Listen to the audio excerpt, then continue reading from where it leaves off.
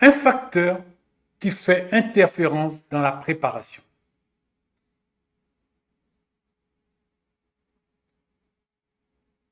Matthieu 12, 34 à 37.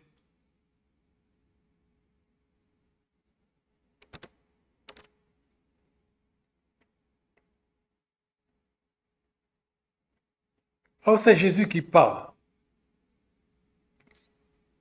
Vous savez, vous et moi, nous ne sommes pas concernés par les premières phrases puisque nous ne nous inscrivons pas là.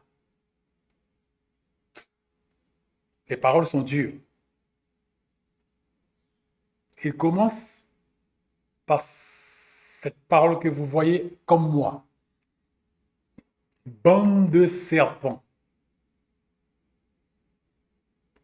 Comment pourriez-vous dire de bonnes choses alors que vous êtes mauvais? Si je m'inscris dans les soucis de ce monde et pas dans, avant toute chose, chercher premièrement le royaume et la justice de Dieu, je suis concerné par cette parole que Jésus a prononcée. Faut pas que je puisse dire je ne suis pas concerné. Pourquoi? Simple. C'est parce que si je le refuse aujourd'hui, au grand jour, je vais l'entendre. Une dernière fois, et puis fini. Comment pouvez-vous dire de bonnes choses alors que vous êtes mauvais? Car la bouche exprime ce dont le cœur est plein.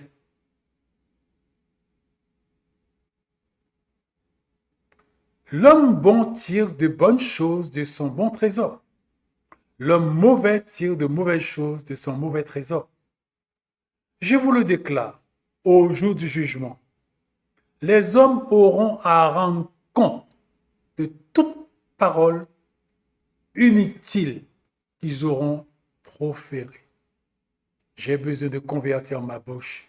Tu as besoin de convertir ta bouche. Nous avons besoin de convertir notre bouche. Faisons attention à ce qui sort de notre bouche. Parce que pour chaque verbe, toi et moi, nous aurons à rendre des comptes. Nous aurons des comptes à rendre.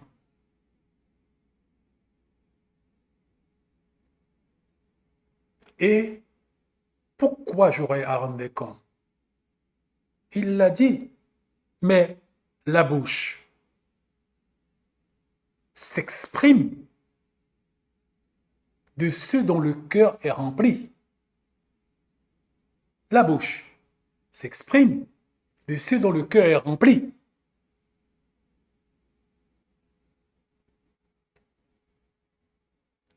Car, car c'est d'après tes paroles que tu seras jugé et déclaré soit innocent, soit coupable.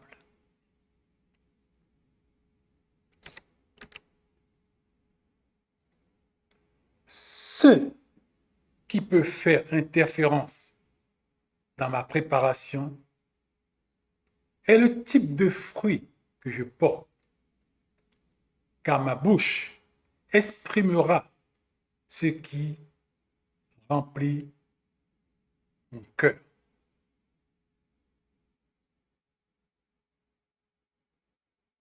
Ce qui peut faire interférence, c'est ce qui est dans mon cœur.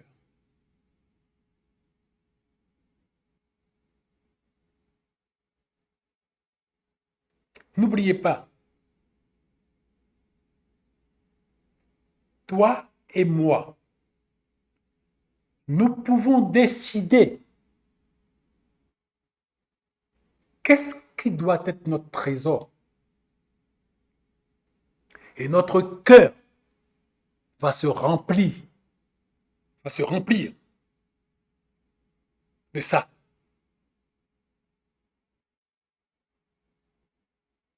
Et il va courir après. Il va te l'imposer.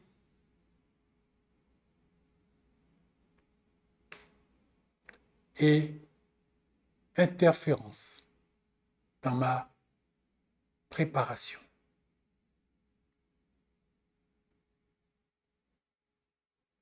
Ce qui a rempli mon cœur dessinera ma vie. Ce qui a rempli mon cœur va dessiner ma vie. Va lui donner une couleur.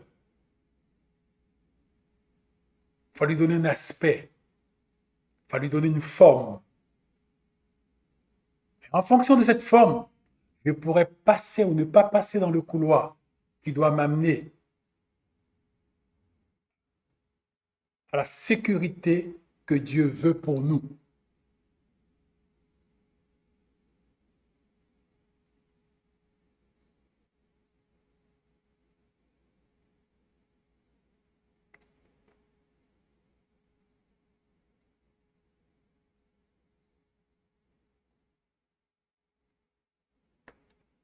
Aujourd'hui, une opportunité s'adresse à plusieurs d'entre nous afin que nous accédions à la liberté.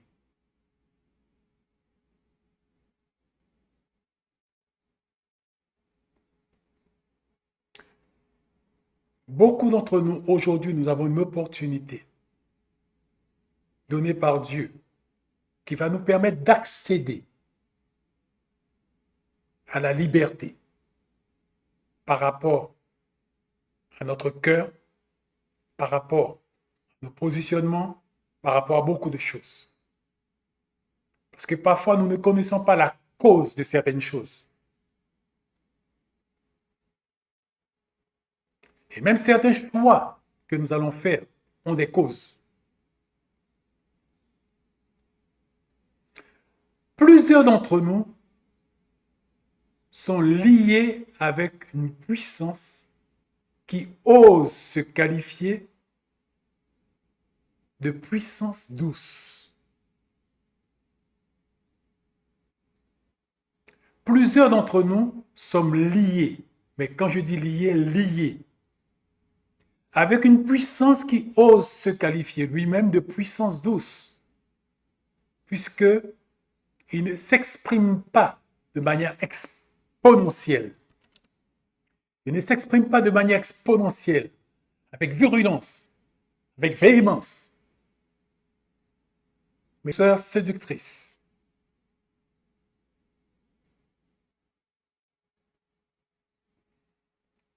mais elle, cette puissance, est ténébreuse et extrêmement destructrice.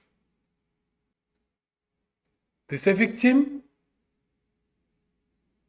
il les couvre de tromperies et il les aveugle.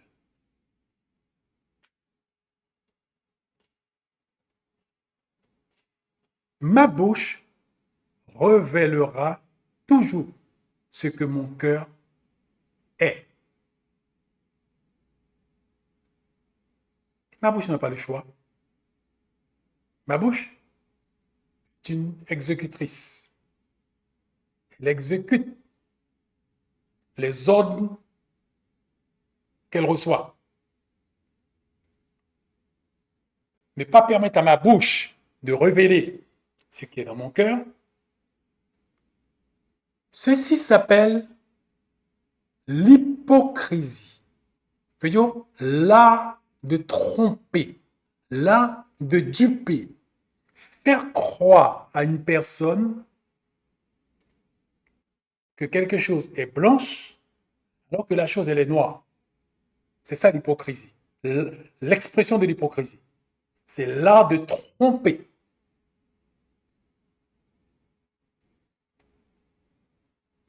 Car, excuse-moi, autant pour moi, Marc 7, 6, il leur dit, Ésaïe a bien prophétisé à votre sujet. Hypocrite. Car il est écrit, ce peuple m'honore des lèvres, mais son cœur est éloigné de moi. Ésaïe a bien prophétisé sur vous. Hypocrite. Vous interférez artificiellement sur ce que votre bouche dit, alors que votre cœur dit autre chose, vous trompez, vous mentez, vous faites croire ce qui n'est pas de la vérité. Vous vivez dans les ténèbres. Vous vous faites ami de Satan. Et j'ai dit, dehors les menteurs. Nous sommes nombreux à vivre dans un état dangereux d'offense permanente. Mais nous ne le disons pas. Nous ne l'avouons pas. Nous sommes hypocrites. Parce que quelque part, on a pris notre contrôle pour nous empêcher de voir la vérité, voir la lumière. Et nous sommes incapables de voir la vérité nous concernant. Je crie vers Dieu pour moi. Criez vers Dieu pour vous. C'est pas tous ceux qui disent Seigneur, Seigneur qui entreront dans le royaume des cieux. C'est celui-là qui fait ce que je lui demande, que je lui commande. C'est celui-là qui va rentrer. Chantez des cantiques, louez et mon nom. Vous mettez à charge quand votre cœur rempli de rapines et de tromperies et que les ténèbres aveuglent vos yeux spirituels et vous ne savez même pas ce qui est dans votre cœur. Et que vous ouvrez votre bouche dans le mensonge.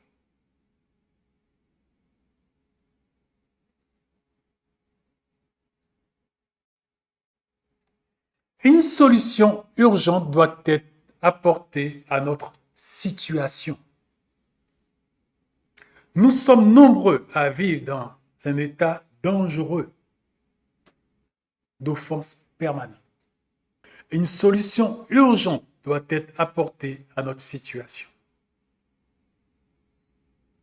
Sinon, nous allons rater le matin de la résurrection. Car le frère Tibi, de la part de Dieu, nous l'a dit. Elle, l'offense, elle est rampante, sournoise et destructrice. Elle a une nature insidieuse.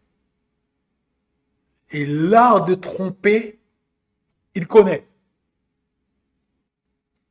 Il veut s'installer dans nos cœurs et nous faire croire qu'il n'est pas là.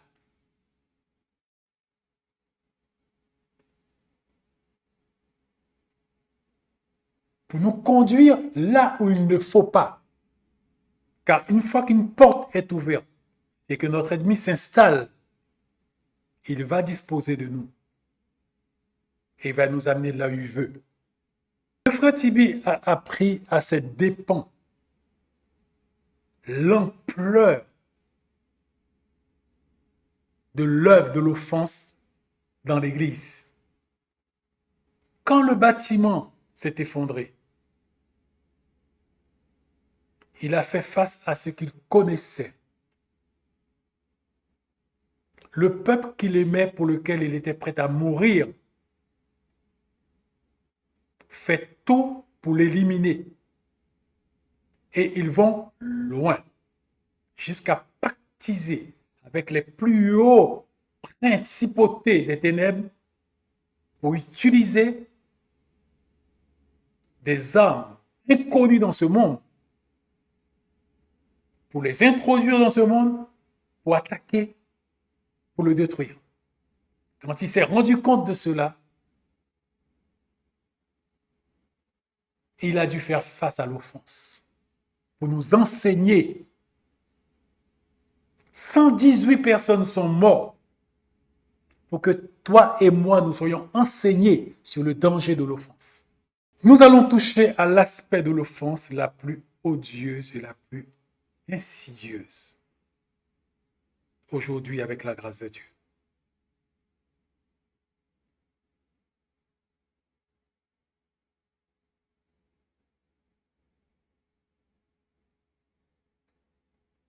j'ai dû apprendre par moi-même ce que je vais avoir la grâce de pouvoir nous enseigner. L'offense qui s'exprime de la manière la plus douce chez nous, au point de nous induire en erreur. Nous allons toucher à l'aspect de l'offense la plus odieuse et la plus insidieuse.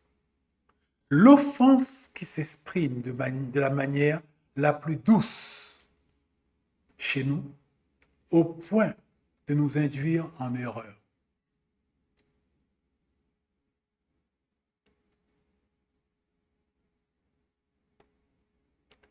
Elle adopte des postures, des attitudes et des comportements lumineux,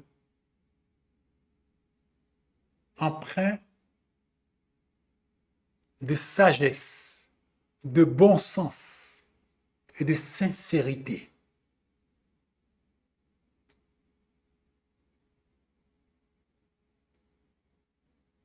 Un petit peu à l'image de l'orgueil, qui est polymorphe, qui change d'aspect, de caractère et de couleur. Pour pas qu'on puisse les discerner et les voir.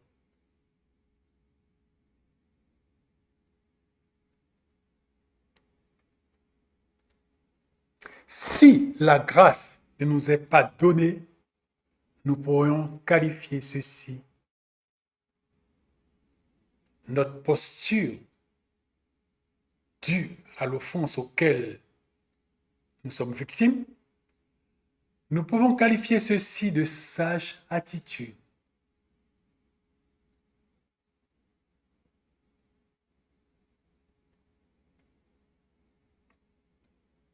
Suivez bien, s'il vous plaît.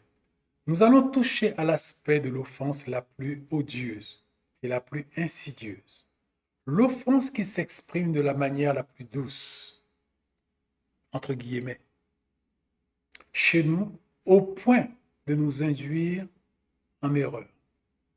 Elle adopte des postures, des attitudes et des comportements remplis de lumière, de bon sens. Si la grâce ne nous est pas donnée, nous pourrons qualifier ceci, cette posture et attitude que nous allons adopter, de sage attitude.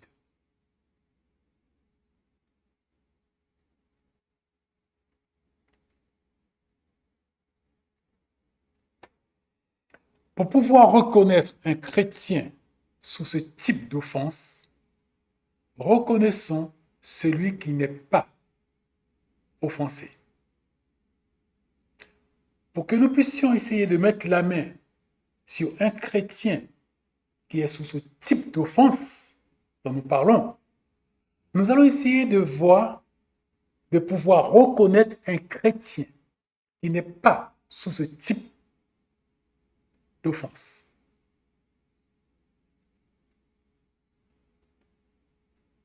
Celui qui ne vit pas sous l'empire de l'offense dont nous avons parlé porte en lui la manifestation de la joie du Seigneur.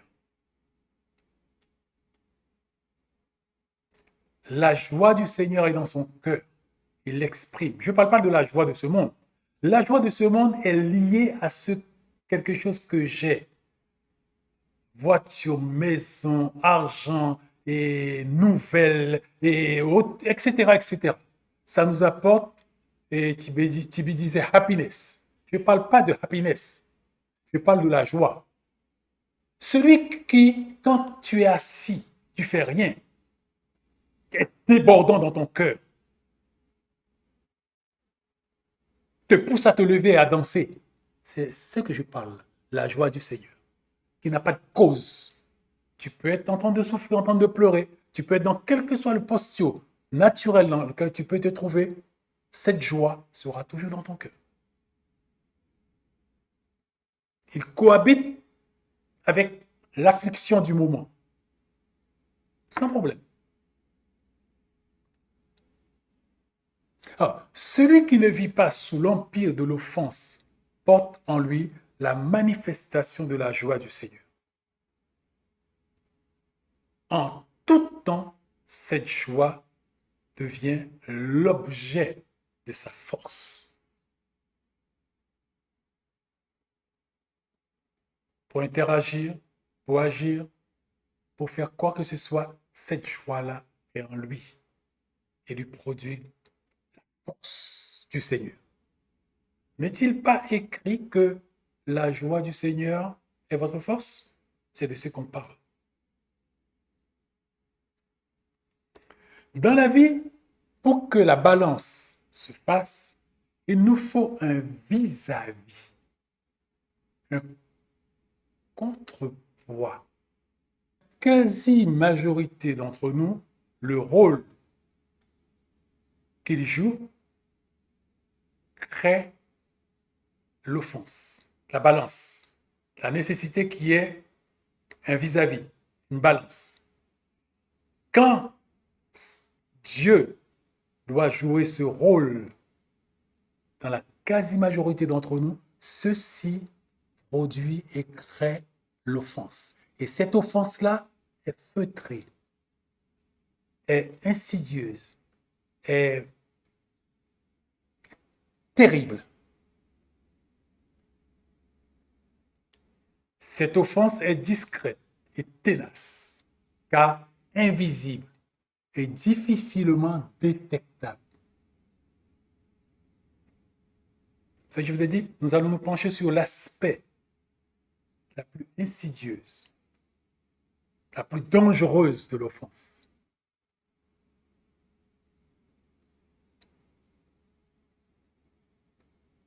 Mais ces signes d'expression sont clairs.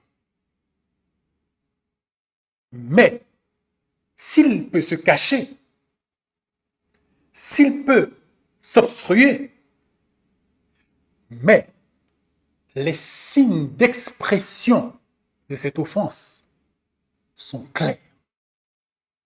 Une absence de joie. Pour cela, je vous ai dit tout à l'heure, pour pouvoir mettre la main dessus, nous allons prendre quelqu'un qui n'est pas offensé. La joie du Seigneur est ma force. Il exprime tout le temps cette joie. Pour pouvoir mettre la main sur l'opposé, c'est absence de joie.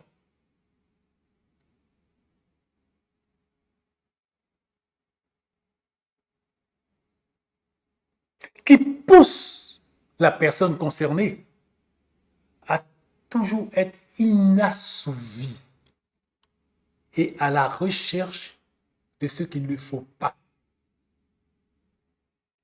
Elle a un collier de beauté qu'elle met à notre cou.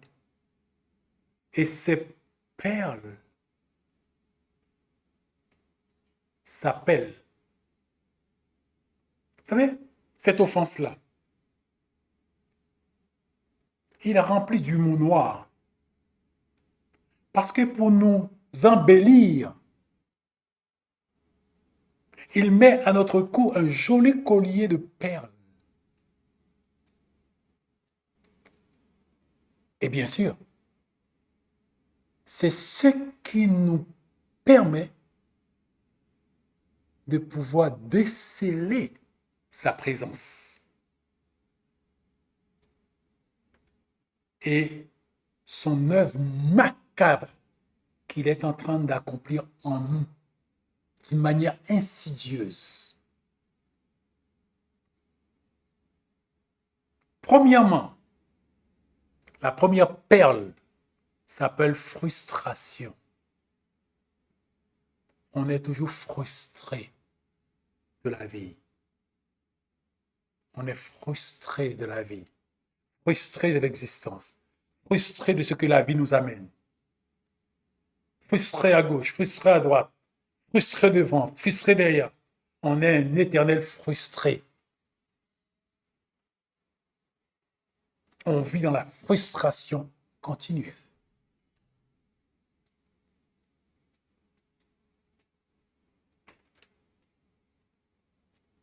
Deuxième perle, repli sur soi. Repli sur soi. Qui peut se manifester par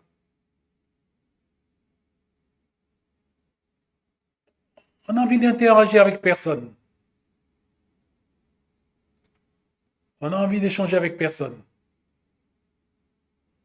Repli sur soi.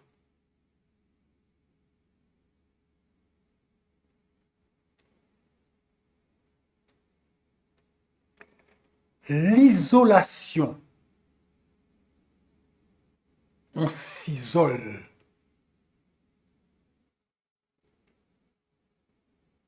Plusieurs perles. Première perle, frustration. Deuxième perle, repli sur soi. Troisième perle, l'isolation. C'est ce collier-là, il met dans notre cou pour nous rendre plus beaux, plus jolis. Quatrième perle, classage des autres. On classe les autres. Cinquième perle, l'absence de joie.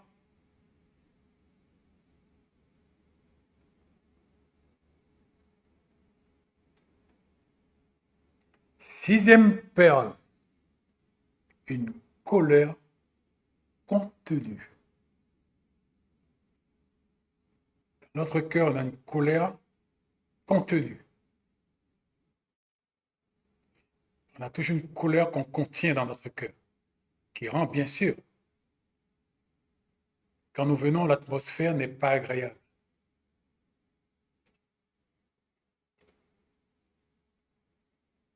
Septième perle, l'animosité contenue. Ce sont ces signes, les signes qui permettent qu'on puisse savoir qu'il est là. Alors, bien qu'il se cache lui, mais les signes, il ne peut pas cacher les signes de son expression. Il ne peut pas le cacher. La cage dans laquelle elle enferme ses victimes s'appelle misérable.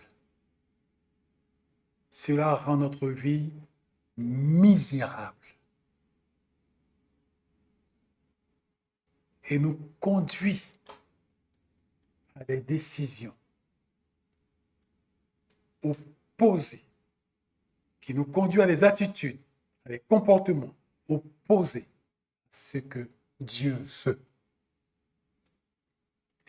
Là, nous sommes offensés, mais nous n'exprimons pas cette offense. Elle est contenue. Et on essaie de croire, je ne suis pas offensé. Mais tous les signes du collier sont là. Tantôt de cette manière, tantôt de cette manière, tantôt de cette manière, tantôt de cette manière. Nous avons sur les colliers de perles dans notre cou.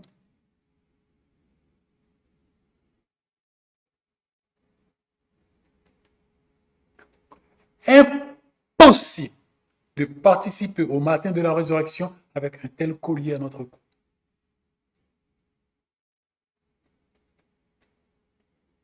Car n'oublions pas, nous sommes en cage. Et cette cage a un nom, misérable. Nous sommes misérables.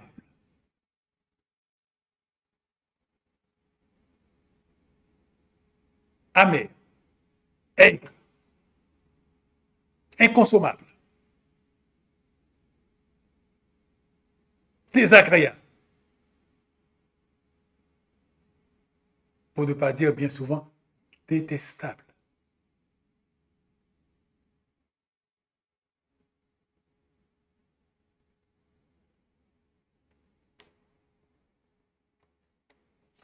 L'examen de la nature de cette offense se révèle par ces mots terribles. C'est là que nous devons rapidement apporter une solution. Tibi disait, c'est quoi la vie chrétienne? C'est le contentement. Le contentement. Je suis satisfait de ce que j'ai, de ce que Dieu m'a donné, dans l'espace là où Dieu m'a placé. Peu importe l'état dans lequel je me trouve. J'ai appris à être satisfait, disait Paul. C'est le contentement. L'examen de la nature de cette offense se révèle par ces mots qui sont terribles. Dieu, par ses décisions dans ma vie, m'a profondément offensé. Nous sommes offensés contre Dieu à cause de l'orientation qu'il a donnée à ma vie, à cause de la couleur qu'il a donnée à ma vie, à cause de ses décisions pour ma vie. Dieu m'a offensé, mais je ne peux pas exprimer mon offense vertement à Dieu, je le contiens. Je le contiens. Je reste dans ma cage misérable. Je ne peux rien faire. Je ferme la bouche. Et je ne peux pas admettre à moi-même que je suis offensé par Dieu, parce que c'est trop grave. Alors qu'est-ce que tu vas faire? Ben, je vais continuer à mourir misérablement.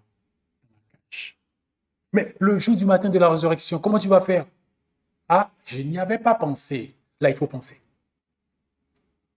Nous devons faire face à la réalité.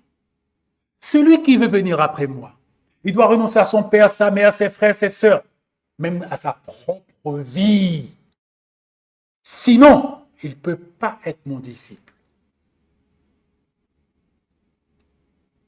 Quand toi et moi, nous avons donné notre vie à Jésus, nous avons renoncé à notre vie, à prendre les décisions, les orientations, les recherches, tout.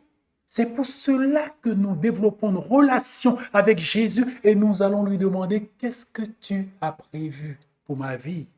Quel est ton plan? Que veux-tu pour moi? Car je suis ta propriété. Je suis à toi. Je t'appartiens.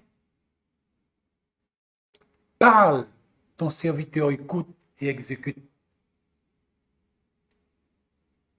Relation médiocre à cause de mon interaction des choses de cette vie. Comment je peux aller auprès du Père pour avoir les directives? Maintenant, je suis inassouvi dans mes recherches propres, mes aspirations propres, et je m'aperçois que c'est la main de Dieu. Et là, je tombe dans une offense très sophistiquée. Et je reste, je dis rien. J'encaisse le coup. Mais au fond de moi, je suis amer. Je ne peux pas en découdre avec lui. Mais ceux qui passent à côté, s'il y a une occasion qui se présente, j'en découdrai avec eux.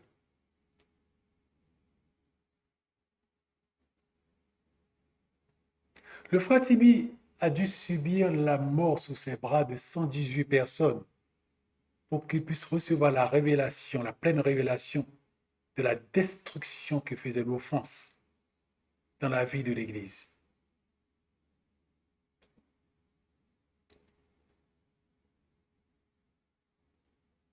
C'est à quoi l'offense nous a menés.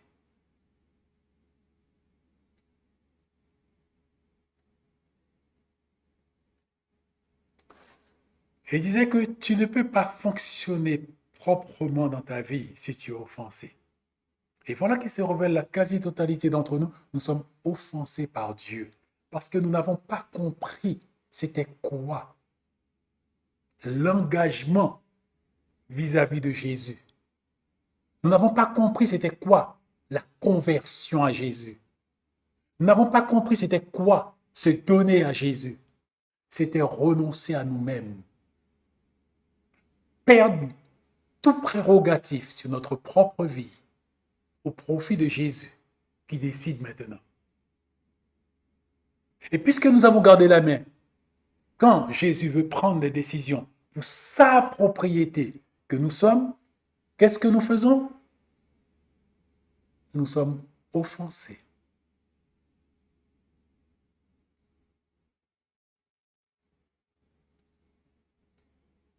Et nous végétons. Et nous sommes dans une cage qui s'appelle misérable. Nous restons là prostrés sur nous-mêmes, amers, colère contenue, animosité contenue, puisque nous ne pouvons pas l'exprimer. Nous savons c'est contre Dieu. Alors nous vivons une vie de frustrés, sans joie. Et nous continuons à mener notre existence comme cela. Nous devons chercher la solution à ce problème et renoncer une bonne fois pour toutes à notre propre vie. Si quelqu'un veut venir à moi, s'il ne renonce pas à sa propre vie, il ne peut pas être mon disciple. Comment veux-tu pouvoir être le disciple du Seigneur Jésus en ayant la main sur ta vie? C'est pas possible. Quand tu lui as donné ta vie, quand je lui ai donné ma vie, nous avons enlevé notre main sur notre vie. Et nous lui avons dit, voilà ma vie, je te la donne. Il a dit merci. C'est ma propriété maintenant.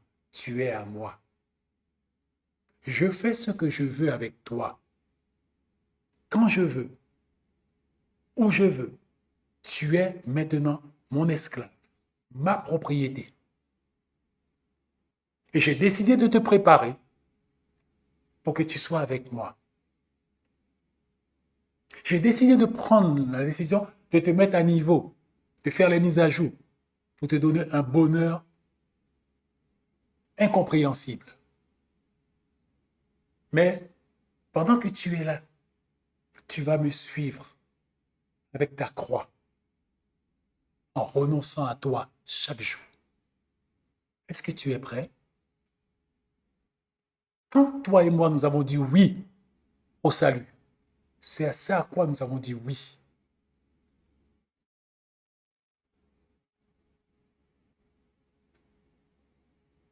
Et nous nous trouvons frustrés parce qu'une orientation, une direction est donnée à ma vie, pas comme je voulais. Tu as quoi? Tu n'as plus de propriété.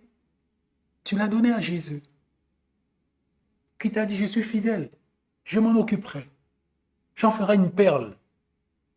Pour cela, je vous ai dit au début, quand on ne savait rien du tout, il est venu l'enfoncer en nous, un bijou. Il a dit, ce bijou-là s'appelle fidèle. Maintenant, vous allez me suivre pour que ceci devienne réalité. Et beaucoup d'entre nous, nous sommes en train de déchouer dans notre vocation. Le message ne vient pas de moi, il vient directement du trône. Je suis plus concerné que vous.